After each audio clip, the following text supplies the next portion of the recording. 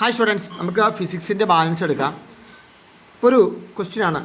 രണ്ട് ഹീറ്ററുകളുണ്ട്, heater A, heater B, അങ്ങനെ രണ്ട് ഹീറ്റർ, 2 ഹീറ്റേഴ്സ്.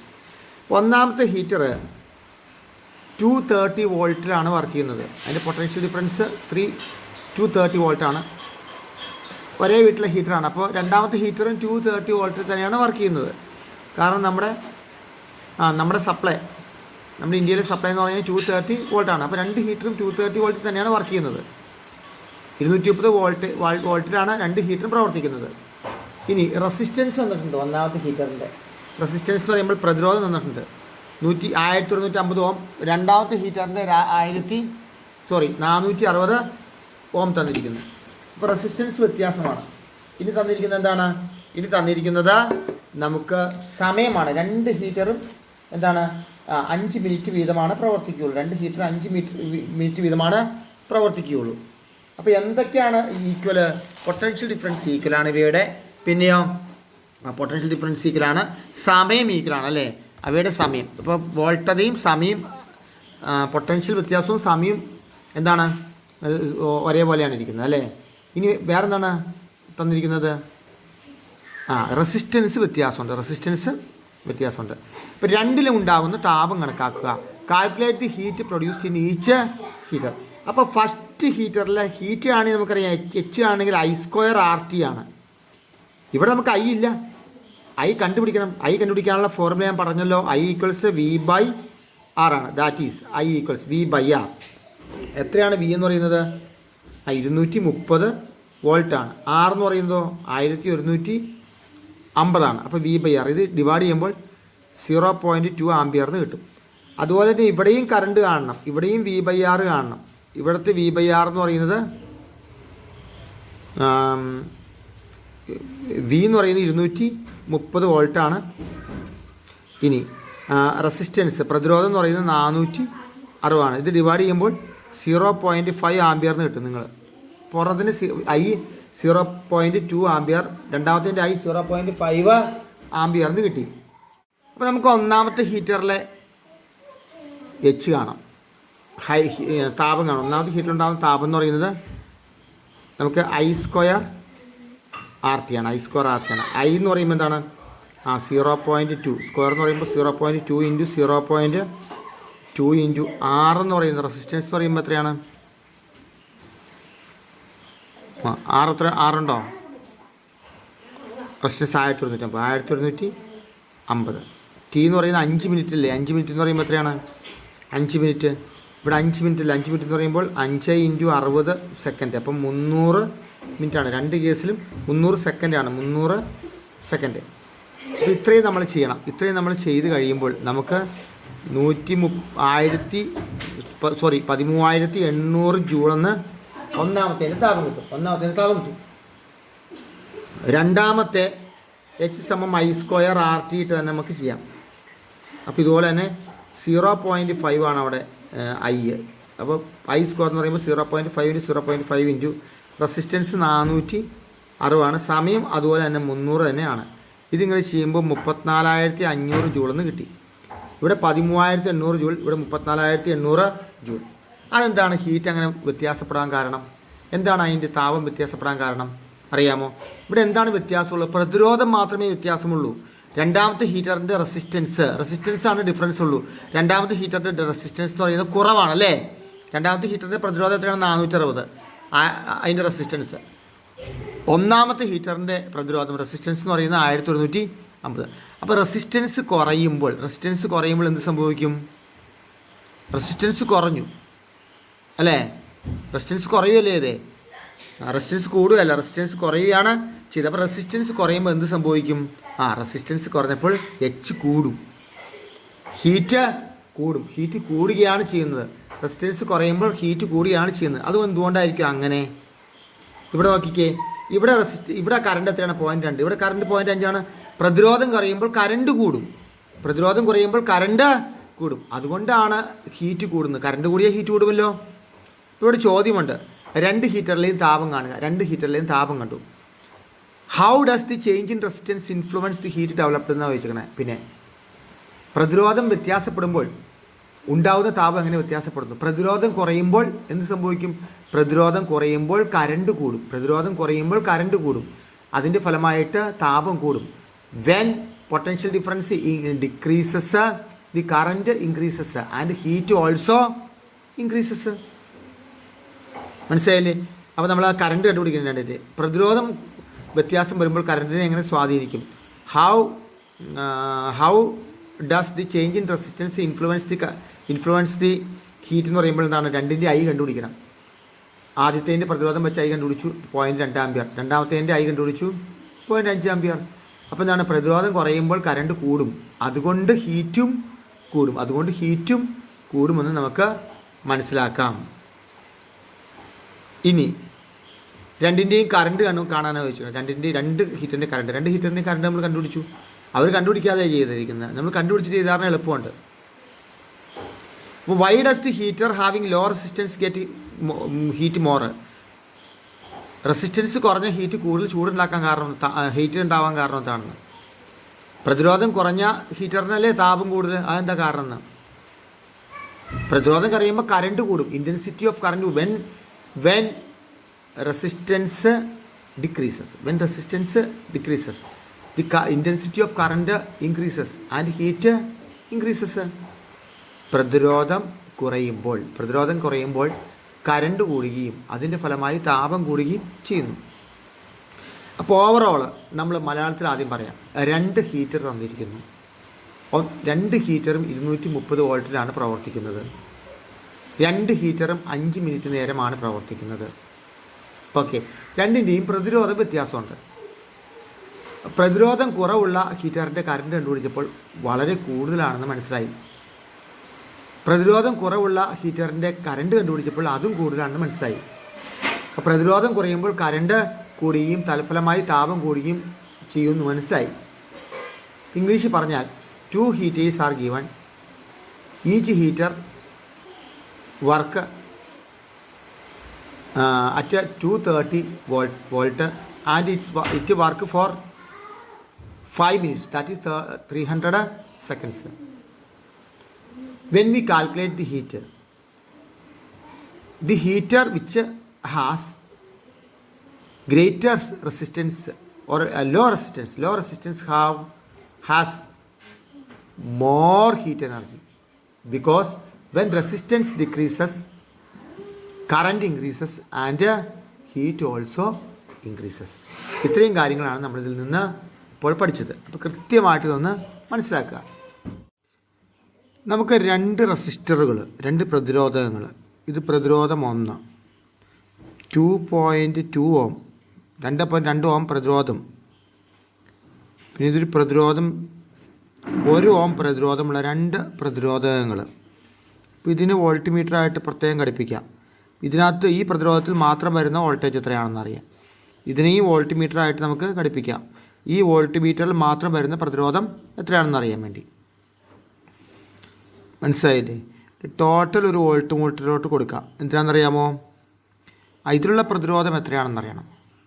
ഈ 2 റെസിസ്റ്ററും 2 പ്രതിരോധവും ചേർന്ന് വരുമ്പോൾ ഉള്ള വോൾട്ടേജ് അറിയണം, പൊട്ടൻഷ്യൽ ഡിഫറൻസ് അറിയണം. ഈ സെറ്റിങ്സിൽ നിന്ന് നമുക്ക് എന്തൊക്കെ മനസ്സിലാക്കാം? ഓരോ പ്രതിരോധത്തിനുമുള്ള പൊട്ടൻഷ്യൽ വ്യത്യാസം മനസ്സിലാക്കാം. ഈ 2 പ്രതിരോധം കൊണ്ടും ഉണ്ടാകുന്ന ആകെ പൊട്ടൻഷ്യൽ വ്യത്യാസം നമുക്ക് മനസ്സിലാക്കാം. ഓരോ റെസിസ്റ്ററിലുമുള്ള റെസിസ്റ്റൻസ് നമുക്ക് മനസ്സിലാക്കാം. പിന്നെ ടോട്ടൽ റെസിസ്റ്റർ എത്രയാണെന്ന് മനസ്സിലാക്കാം. ഇത് അമ്മീറ്ററുമായിട്ട് ഘടിപ്പിച്ചാൽ നമുക്ക് എന്താണ്? കറണ്ടും കിട്ടും. അമ്മീറ്ററുമായി ഘടിപ്പിച്ചാൽ കറണ്ടും കിട്ടും. ഇവിടെ 2 വോൾട്ട് മീറ്റർ ഉപയോഗിക്കാൻ കാരണം ഇത് ശ്രേണി രീതിയിലാണ്. എന്താണ് ശ്രേണി? സീരീസ് ആയിട്ടാണ് ഇത് ഘടിപ്പിച്ചിരിക്കുന്നത്. ശ്രേണി രീതിയിലാണ് ഘടിപ്പിച്ചിരിക്കുന്നത്. അപ്പോൾ എന്താണ്? ആ വോൾട്ടേജ് വ്യത്യാസമായിരിക്കും.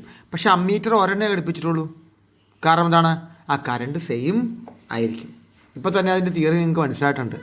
അപ്പോൾ നമ്മൾ ഇത് ഘടിപ്പിക്കുകയാണ്. ഇതിങ്ങനെ ഘടിപ്പിക്കുമ്പോൾ നമുക്ക് V1 ഒന്നിലെ വോൾട്ടേജ് എന്ന് പറയുന്നത് 2.06 വോൾട്ടേജാണ് കിട്ടിയിരിക്കുന്നത്. ഇത് 3 വോൾട്ട് ബാറ്ററി മാറ്റാണ് ഘടിപ്പിച്ചിരിക്കുന്നത്. പക്ഷേ ഒന്നാമത്തെ പ്രതിരോധത്തിൽ നമുക്ക് 3 കിട്ടിയില്ല, 2.06 കിട്ടിയുള്ളൂ. ഇനി രണ്ടാമത്തേലെ വോൾട്ട് ഇത് 2.2 ഓം, ഇത് 1 ഓം. ഇപ്പോൾ ഈ 2.2 ഓം റെസിസ്റ്ററിൽ നമുക്ക് വോൾട്ടേജ് 2.06 ആണ് കിട്ടിയത്. പൊട്ടൻഷ്യൽ ഡിഫറൻസ് 2.06 2.06 കിട്ടിയത്. അതുപോലെ രണ്ടാമത്തെ പ്രതിരോധം 1 ഓം പ്രതിരോധമുള്ള രണ്ടാമത്തെ പ്രതിരോധത്തിൽ 0.94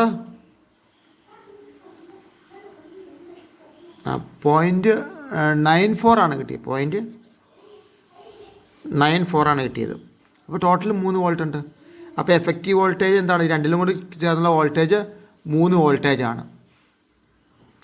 ഇനി കറണ്ട് ആവട്ടെ, കറണ്ട് 0.3 ഒന്നാമത്തേൽ, രണ്ടാമത്തേൽ ഇപ്പോൾ കറണ്ട് 0.33. ടോട്ടൽ കറണ്ട് എന്ന് പറയുന്നത് 0.93. അപ്പോൾ ഇതിൽ നിന്ന് എന്തെല്ലാം മനസ്സിലാക്കാം? നമ്മൾ പ്രതിരോധകങ്ങൾ, മലയാളത്തിൽ ആദ്യം പറയാം, നമ്മൾ പ്രതിരോധകങ്ങൾ ശ്രേണി രീതിയിൽ ഘടിപ്പിച്ചാൽ വോൾട്ടേജ് എന്താണ്? 3 വോൾട്ട് പൊട്ടൻഷ്യൽ വ്യത്യാസം 3 വോൾട്ടുള്ള ബാറ്ററി സെല്ലുമായിട്ടാണ് ഘടിപ്പിച്ചിരിക്കുന്നതെങ്കിലും നമുക്ക് കിട്ടുന്ന 3 വോൾട്ടും കിട്ടില്ല. ഓരോ റെസിസ്റ്റൻസിലും ഓരോ പ്രതിരോധകത്തിലും വ്യത്യസ്തമായ പൊട്ടൻഷ്യൽ വ്യത്യാസമാണ് കാണിക്കുകയുള്ളൂ. രണ്ടും കൂടി ആകെ പൊട്ടൻഷ്യൽ 3 വോൾട്ട് നമുക്ക് കിട്ടും. പക്ഷെ ഓരോന്നിനും 3 വോൾട്ട് നമുക്ക് കിട്ടില്ല. ഒരെണ്ണത്തിൽ 2.06 കിട്ടിയപ്പോൾ ഒരെണ്ണത്തിൽ 0.94 കിട്ടിയത്. പക്ഷെ 3നും കറണ്ട് ഒരുപോലെ നമുക്ക് കിട്ടുമെന്ന് മനസ്സിലാക്കാം. ഇതിൽ നിന്ന് എന്ത് മനസ്സിലായി? ശ്രേണി രീതിയിൽ ഘടിപ്പിച്ചാൽ വ്യത്യസ്ത പൊട്ടൻഷ്യൽ ഡിഫറൻസ് ആയിരിക്കും ഓരോ പ്രതിരോധത്തിലും ലഭിക്കുക. എന്നാൽ 2 പ്രതിരോധത്തിലും കറണ്ട് ഒരേ വൈദ്യുത പ്രവാഹം തന്നെ ലഭിക്കുമെന്ന് മനസ്സിലാക്കാം. ഇനി ഇംഗ്ലീഷിൽ പറയുകയാണെങ്കിൽ when two resistors are connected in series, the potential difference in each resistor is different. First resistance potential difference 2.06 ആയപ്പോൾ സെക്കൻഡ് റെസിസ്റ്റൻസിൽ 0.94 ആയിരുന്നു. ആകെ വോൾട്ടേജ്, ആകെ പൊട്ടൻഷ്യൽ ഡിഫറൻസ് 3 വോൾട്ട്. കാരണം 3 വോൾട്ടുള്ള സെല്ലുമായിട്ടാണ് നമ്മൾ കണക്ട് ചെയ്തത്. 3 വോൾട്ടുമായിട്ട് സെല്ല് കണക്ട് ചെയ്യുമ്പോൾ ഓരോ റെസിസ്റ്ററിലും 3 വോൾട്ട് കിട്ടില്ല. രണ്ടിലും കൂടി ആകെ 3 വോൾട്ട് കിട്ടുകയുള്ളൂ. അതായത് ഈ പൊട്ടൻഷ്യൽ ഡിഫറൻസ് ഡിവൈഡ് ചെയ്ത് പോകും 2 റെസിസ്റ്റൻസിലും. എന്നാൽ കറണ്ട് 3ലും 0.93 ആംപിയർ കറണ്ട് നമുക്ക് ലഭിച്ചു. ഇതിൽ നിന്ന് നമുക്ക് എന്ത് മനസ്സിലാക്കാം? If resistors are connected in series, the potential difference in each resistor is different, but current in each resistor is same.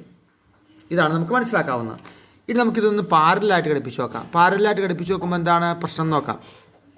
ഇത് റെസിസ്റ്റൻസ് എടുത്തു, ഇത് 2.2 ഓം. വേറൊരു റെസിസ്റ്റൻസ് എടുത്തു, 1 ഓം. ഈ 2 റെസിസ്റ്റൻസ് തന്നെ. എന്നിട്ട് എന്താണ് ചെയ്തത്? ഈ രണ്ടും കൂടി ഇപ്പോൾ 2 അമ്മീറ്റർ വേണം. കാരണം കറണ്ട് ഡിഫറൻ്റ് ആയിരിക്കും. അവിടെ 2 വോൾട്ട് മീറ്റർ ഉപയോഗിക്കാൻ കാരണം എന്താണ്? ഇവിടെ പൊട്ടൻഷ്യൽ ഡിഫറൻസ് ആണ് ഡിഫറൻറ്റ്. ഇവിടെ പൊട്ടൻഷ്യൽ വ്യത്യസ്തമായിരിക്കും. അതുകൊണ്ടാണ് 2 വോൾട്ട് മീറ്റർ ഉപയോഗിച്ചത്. പക്ഷേ ഇവിടെ കറണ്ടാണ് വ്യത്യസ്തമായിരിക്കുന്നത്. അതുകൊണ്ട് രണ്ട് റെസിസ്റ്ററിലും 2 പ്രതിരോധത്തിലും സെപ്പറേറ്റ് അമ്മീറ്ററാണ് നമ്മൾ ഉപയോഗിക്കുക. മനസ്സിലായില്ലേ? എന്നിട്ട് നമ്മൾ ഇതുപോലെ തന്നെ 3 വോൾട്ടുള്ള ഒരു ഒരു സെല്ലുമായിട്ടാണ് നമ്മൾ ഘടിപ്പിക്കുന്നത്. ആ സംവിധാനം 3 വോൾട്ടുള്ള സെല്ലുമായിട്ടാണ് ഘടിപ്പിച്ചിരിക്കുന്നത്. ഒരു സെല്ലേ ഉള്ളൂ, അതുകൊണ്ട് ബാറ്ററി എന്ന് പറയരുത്. ഒന്നിലധികം സെല്ലുള്ളപ്പോൾ ബാറ്ററി എന്ന് പറയും. ഇപ്പോൾ ടോട്ടൽ കറണ്ട് അറിയാനൊരു അമ്മീറ്റർ കൂടി നമുക്ക് ഉണ്ട്. എന്നാൽ റെസിസ്റ്റൻസ് ഒന്ന് തന്നെ ആയതുകൊണ്ട് റെസിസ്റ്റൻസ് അറിയാൻ വേണ്ടി വോൾട്ട് മീറ്റർ നമ്മൾ ഒരെണ്ണമേ ഘടിപ്പിച്ചിട്ടുള്ളൂ. കാരണം പൊട്ടൻഷ്യൽ ഡിഫറൻസ് അറിയാൻ വേണ്ടി, വോൾട്ടേജ് അറിയാൻ വേണ്ടി, പൊട്ടൻഷ്യൽ ഡിഫറൻസ് അറിയാൻ വേണ്ടി ഒരെണ്ണം മാത്രമേ ഘടിപ്പിച്ചിട്ടുള്ളൂ. കാരണം ഇതിന് പൊട്ടൻഷ്യൽ ഡിഫറൻസ് സെയിം ആയിരിക്കും. കറണ്ട് ഡിഫറൻ്റ് ആയതുകൊണ്ടാണ് 2 അമ്മീറ്റർ 3 അമ്മീറ്റർ ഘടിപ്പിച്ചത്. ഓക്കെ, മനസ്സിലായില്ലേ? ഇവിടെയും നമുക്ക് നോക്കാം. 1 ഓം പ്രതിരോധമുണ്ട്, 2 ഓം പ്രതിരോധമുണ്ട്, 2.2 ഓം പ്രതിരോധമുണ്ട്, 2.2 റെസിസ്റ്ററും 1.1 റെസിസ്റ്ററും ഉണ്ട്. ഇവിടെ രണ്ടിലും വോൾട്ടേജ് 3 തന്നെയാണ്. നമ്മൾ കൊടുത്ത വോൾട്ടേജ് എത്രയാണ്? ടോട്ടൽ വോൾട്ടേജ്, എഫക്റ്റീവ് വോൾട്ടേജ് 3 വോൾട്ടാണ് കൊടുത്തത്. രണ്ടിലും 3 വോൾട്ടേജ് കിട്ടി. എന്നാൽ കറണ്ട് ഒന്നാമത്തെ 2.2 ഓമിൽ 1.4 ആംപിയറും 1 ഓമിൽ 3 ആംപിയറും, അങ്ങനെ ടോട്ടൽ കറണ്ട് എന്ന് പറയുന്നത് 4 ആംപിയറാണ് നമുക്ക് ലഭിച്ചത്. ടോട്ടൽ കറണ്ട് 4 ആംപിയറാണ് നമുക്ക് ലഭിച്ചത്. ഇതിൽ നിന്ന് എന്ത് മനസ്സിലാക്കാം? ഇത് പാരലായിട്ട് ഘടിപ്പിച്ചാൽ, അതായത് സമാന്തരമായിട്ടാണ് ഘടിപ്പിച്ചിരിക്കുന്നത്. പാരലായിട്ട് രണ്ടിൻ്റെ അറ്റം ഒന്നിച്ച് കൂട്ടിച്ചേർത്ത്. സീരീസ് എന്ന് പറയുമ്പോൾ ഇതാണ് ഒന്നിൻ്റെ അറ്റത്തും അതിൻ്റെ അറ്റം മറ്റൊന്ന് എന്ന് പറയുന്നത്. ഇതെന്താണ്? രണ്ടും കൂടെ കൂട്ടിപ്പിടിച്ച് അറ്റങ്ങൾ കൂട്ടിച്ചേർക്കുകയാണ് ചെയ്തത് അല്ലേ. അങ്ങനെ അപ്പോൾ രണ്ടിലും പ്രത്യേകമായിട്ട് കറണ്ട് ഒഴുകാനുള്ള സംവിധാനമുണ്ട്. ഇത് ഒറ്റയടിക്ക് കറണ്ട് അങ്ങ് ഒഴുകി പോവുകയുള്ളൂ. അപ്പോൾ എന്താണ് ഇവിടെ എന്ത് മനസ്സിലായി? വോൾട്ടേജ് പൊട്ടൻഷ്യൽ ഡിഫറൻസ് സെയിം ആണ്. When the resistors are connected in parallel the potential difference is same to all resistors but current are different in each resistor. നമ്മൾ സമാന്തര രീതിയിൽ പ്രതിരോധകം ഘടിപ്പിക്കുമ്പോൾ പൊട്ടൻഷ്യൽ വ്യത്യാസം ഓരോ പ്രതിരോധത്തിലും തുല്യമായിരിക്കും. എന്നാൽ ഓരോ പ്രതിരോധത്തിലും അനുഭവപ്പെടുന്ന കറണ്ട്, അതിലൂടെ പ്രവഹിക്കുന്ന കറണ്ട് വ്യത്യസ്തമായിരിക്കുമെന്ന് നമ്മൾ പഠിച്ചു. ഇപ്പോൾ ഓവറോൾ ഇത്രയും കാര്യമാണ് നമ്മൾ പഠിച്ചത്. ഇന്നലെ കറണ്ട് റെസിസ്റ്റർ പ്രതിരോധകങ്ങൾ സീരീസിലും പാരലിലും ഘടിപ്പിക്കുമ്പോൾ ഉണ്ടാകുന്ന എഫക്റ്റീവ് റെസിസ്റ്റൻസ് കാണാനുള്ള ഫോർമുല പഠിപ്പിച്ചു അല്ലേ. കഴിഞ്ഞ ദിവസം ശ്രേണിയായിട്ടും സമാന്തരമായിട്ടും പ്രതിരോധങ്ങൾ ഘടിപ്പിക്കുമ്പോൾ ഉണ്ടാകുന്ന ആകെ പ്രതിരോധം കാണാനുള്ള ഫോർമുല നമ്മൾ പഠിച്ചു. അപ്പോൾ നമുക്ക് വേറെ രണ്ട് കാര്യങ്ങൾ ചർച്ച ചെയ്യാം. എന്താണ് റെസിസ്റ്റർ സീരീസിൽ ഘടിപ്പിക്കുമ്പോൾ എന്താണ് പ്രത്യേകത? ഇംഗ്ലീഷിൽ പറയാം. റെസിസ്റ്റൻസ് സീരീസിൽ ഘടിപ്പിക്കുമ്പോൾ എഫക്റ്റീവ് റെസിസ്റ്റൻസ് ഇൻക്രീസ് ചെയ്യുകയാണ് ചെയ്യുന്നത്. കറണ്ട് സെയിം ആയിരിക്കും രണ്ടിലും. പൊട്ടൻഷ്യൽ ഡിഫറൻസോ പൊട്ടൻഷ്യൽ ഡിഫറൻസ് ഡിഫറൻറ്റ് ആയിരിക്കും. ഓരോ റെസിസ്റ്റൻസിലും ഡിഫറൻറ്റ് ആയിരിക്കും. നമുക്ക് ഓരോ റെസിസ്റ്ററും സെപ്പറേറ്റ് സ്വിച്ച് ഉപയോഗിച്ച് കൺട്രോൾ ചെയ്യാൻ പറ്റില്ല. ഈ കേസിൽ പൊട്ടൻഷ്യൽ ഡിഫറൻസ് എന്തായിരിക്കും? ഡിഫറൻ്റ് ആയിരിക്കും. പക്ഷേ രണ്ട് റെസിസ്റ്ററിലും കറണ്ട് ഒരുപോലെ ആയിരിക്കും. ഓരോ സ്വിച്ച് ഉപയോഗിച്ച് നമുക്കിതിനെ കൺട്രോൾ ചെയ്യാൻ പറ്റില്ല. അതാണ് റെസിസ്റ്റർ ഇൻ സീരീസിൽ ഉണ്ടാകുമ്പോൾ കുഴപ്പം. എഫക്റ്റീവ് റെസിസ്റ്റൻസ് കൂടുകയാണ് ചെയ്യുന്നത്. ഓരോ റെസിസ്റ്റൻസ് കൂടി വരുമ്പോൾ ടോട്ടൽ റെസിസ്റ്റൻസ് കൂടി വരും. എന്നാൽ പാരലായിട്ട് ഘടിപ്പിക്കുമ്പോൾ എന്താണ്? പൊട്ടൻഷ്യൽ ഡിഫറൻസ് സെയിം ആണ്, പക്ഷേ കറണ്ട് ഓരോ റെസിസ്റ്ററിലും ഡിഫറൻ്റ് ആണ്. ഇത് സെപ്പറേറ്റ് സ്വിച്ച് ഉപയോഗിച്ച് നമുക്ക് ഓരോ റെസിസ്റ്ററിനെയും കൺട്രോൾ ചെയ്യാൻ സാധിക്കും. ഇനി മലയാളത്തിൽ പറഞ്ഞാൽ ശ്രേണിയായിട്ട് ഘടിപ്പിക്കുമ്പോൾ പൊട്ടൻഷ്യൽ വ്യത്യാസം എന്തായിരിക്കും? ഓരോ പ്രതിരോധത്തിലും വ്യത്യസ്തമായിരിക്കും, പക്ഷേ കറണ്ട് ഓരോ പ്രതിരോധത്തിലും തുല്യമായിരിക്കും. ഇനി ആകെ പ്രതിരോധം ഇവിടെ കൂടുകയാണ് ചെയ്യുക. ഓരോ പ്രതിരോധം കൂടുതൽ ചേർക്കുമ്പോഴും സർക്യൂട്ടിൻ്റെ പ്രതിരോധം കൂടിക്കൊണ്ടിരിക്കും. അതുപോലെ ഓരോ പ്രതിരോധവും നമുക്ക് സെപ്പറേറ്റ് സ്വിച്ചുകൾ ഉപയോഗിച്ച് നിയന്ത്രിക്കാൻ കഴിയില്ല. എന്നാൽ ഇങ്ങനെ സമാന്തരമായിട്ട് ഘടിപ്പിച്ചാലോ മൂന്നിലും ഒരേ പൊട്ടൻഷ്യൽ വ്യത്യാസം തന്നെ ലഭിക്കും. 230 വോൾട്ട് പ്രയോഗിച്ചാൽ 230 വോൾട്ട് തന്നെ കിട്ടും. ഇവിടെ 3 വോൾട്ട് പ്രയോഗിച്ചപ്പോൾ 3 വോൾട്ട് തന്നെ കിട്ടി. ആകെ പ്രതിരോധം കുറയുകയാണ് ചെയ്യുന്നത്. ഇങ്ങനെ ഘടിപ്പിക്കുമ്പോൾ എന്താണ്? റെസിസ്റ്റൻസ് കുറയാൻ സാധിക്കും. കുറയുകയാണ് ചെയ്യുന്നത്. ഇനി പൊട്ടൻഷ്യൽ വ്യത്യാസം എന്തായിരിക്കും? സെയിം ആയിരിക്കും. പൊട്ടൻഷ്യൽ വ്യത്യാസം സെയിം ആയിരിക്കും, പക്ഷേ വൈദ്യുത പ്രവാഹം എന്തായിരിക്കും? ഓരോ പ്രതിരോധത്തിലും വ്യത്യസ്തം ആയിരിക്കും. ഇത്രയും കാര്യങ്ങൾ നിങ്ങളൊന്ന് ഓർത്തിരിക്കുക. ഓക്കെ.